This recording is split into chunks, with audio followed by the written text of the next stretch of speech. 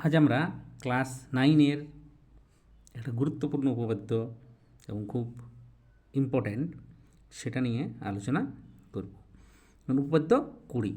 এখানে কি বলা আছে যে প্রমাণ করো কোনো ত্রিভুজের দুটি বাহুর মধ্য বিন্দুদ্বয়ের সংযোজক সরলরেখাংশ তৃতীয় বাহুর সমান্তরাল ও অর্ধেক। তাহলে কোনো একটা ত্রিভুজের দুটি বাহুর মধ্যবিন্দুদ্বয়ের যে সংযোজক সরলরেখাংশ সেটা কী হবে? তৃতীয় বাহুর সমান্তরাল এবং অর্ধেক। তাহলে এখানে আমাদের একটা উপপাদ্য প্রমাণ করতে গেলে চারটা জিনিস আমাদের খুব গুরুত্বপূর্ণ। প্রদত্ত বা স্বীকার, এটা হচ্ছে প্রামাণ্য বিষয় বা প্রমাণ করতে হবে যে অঙ্কন, এটা অঙ্কন কোনো উপপাদ্য থাকতেও পারে আবার নাও থাকতে পারে। আরেকটা হচ্ছে প্রমাণ। তাহলে এখানে আমরা প্রদত্ত বা স্বীকার, এই অংশটা কী করতে হবে? আমাদের ধরে নেওয়া অংশ। হ্যাঁ, আমরা প্রদত্তও লিখতে পারি আবার সেটা স্বীকার করেও নিতে পারি। তাহলে আমাদের প্রথমে কী করতে হবে? একটা ত্রিভুজ আমরা ধরে নেব। এখানে আমি একটা ত্রিভুজ এঁকে নিয়েছি। ত্রিভুজের নাম এ বি সি। তাহলে মনে করি এ বি সি একটা ত্রিভুজ। ত্রিভুজ এবি বাহুর মধ্যবিন্দু ধরে নেব ডি এবং এসি বাহুর মধ্যবিন্দু ধরে নেব ই।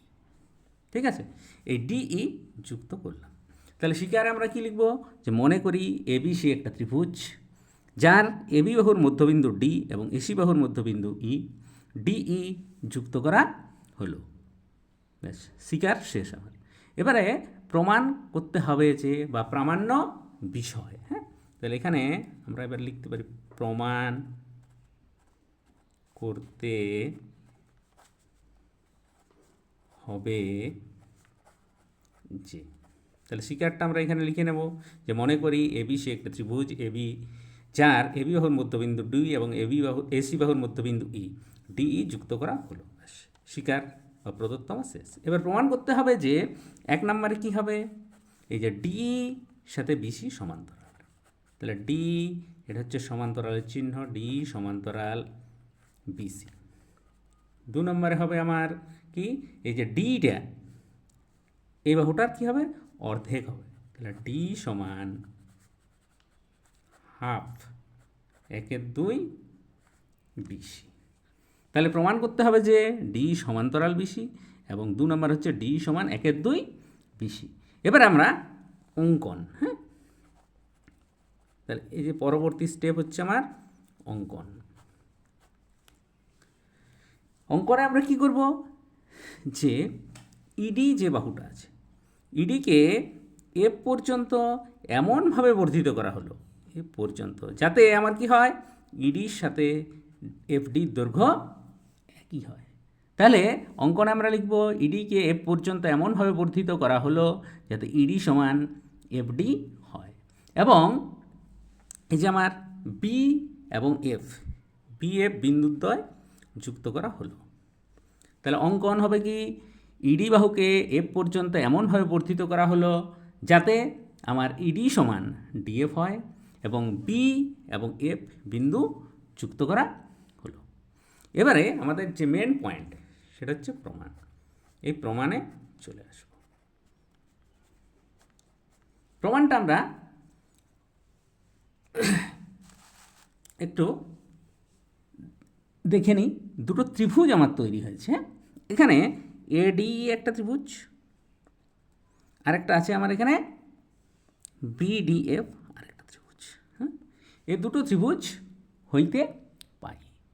ঠিক আছে, তাহলে আমরা কি লিখে নেব? যেখানে যে ত্রিভুজ এডিই এবং ত্রিভুজ বিডিএফ হইতে পাই, যার কি হচ্ছে ইডি এই বাহুটা সমান এই বাহুটা। এটা আমরা আগেই ধরে নিয়েছিলাম, মানে অঙ্কন অনুসারে আমার হয়েছিল। হ্যাঁ, ইডি সমান এখানে এফডি অঙ্কন অনুসারে। আবার কি লিখে নেব? এই যে আমার এডি সমান আছে, এই যে এ থেকে ডি, তেমনি হবে কি বি থেকে ডি। এটা আমরা শিকার অনুসারে আমরা পেয়েছি, আগেই ধরে নিয়েছিলাম যে আমার এবি বাহুর মধ্যবিন্দু ডি। তাহলে এবি বাহুর মধ্যবিন্দু যদি ডি হয় তাহলে এডি সমান কী হবে? বিডি। তাহলে দুটি বাহু আমার সমান হয়ে গেল। এবার আমরা এখানে যে কোণটা আছে, এই কোণটা আর এই কোণটা, তাহলে এটা হচ্ছে কোণাকুণি কোণ একটা। এভাবে যদি আমাদের দুটো সরলরেখা ক্রস করেছে, হ্যাঁ, তাহলে এই কোণটা অথবা এইটা হতে পারে। তাহলে এই কোণটা হবে এডিই সমান বিপ্রতীপ কোণ বিডিএফ। ঠিক আছে, তাহলে আমার কি হয়ে গেল? দুটো বাহু হয়ে গেল সমান, সাইড মাঝে হচ্ছে অ্যাঙ্গেল।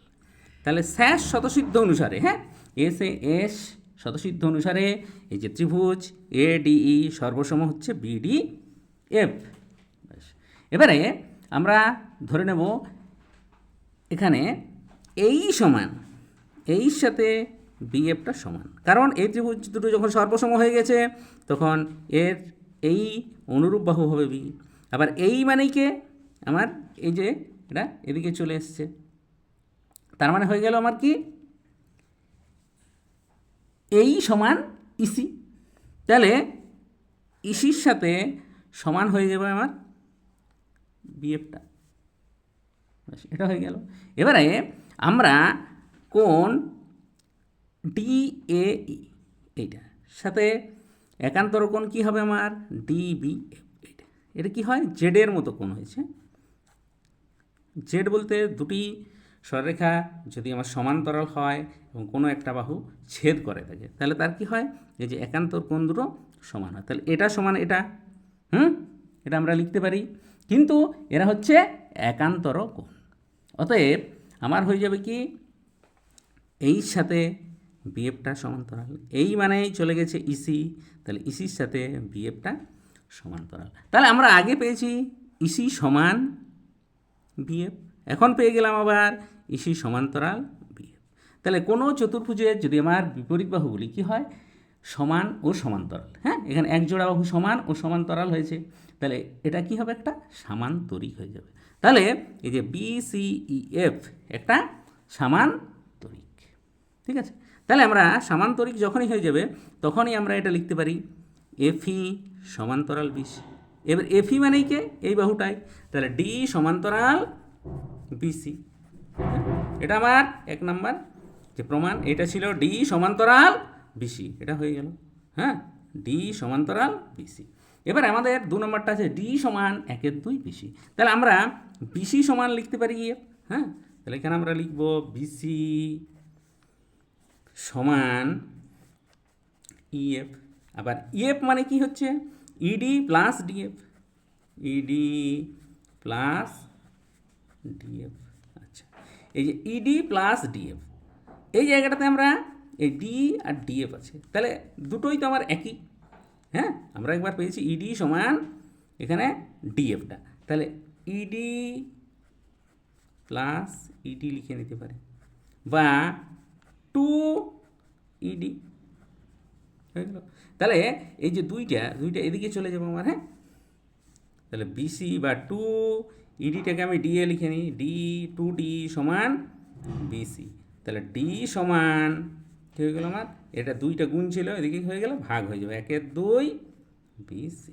তাহলে ডি সমান 1/2 বিসি। 2 নম্বর প্রমাণটা আমার হয়ে গেল। তাহলে এখানে আমার ডি সমান্তরাল বিসি হয়ে গেল একবার, আবার ডি সমান 1/2 বিসি। তাহলে এখানে উপপাদ্যটা আমার প্রমাণ হয়ে গেল।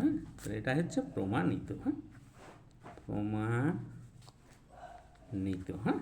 তাহলে এইভাবে এই উপপাদ্যটা আমরা করতে পারি, হ্যাঁ।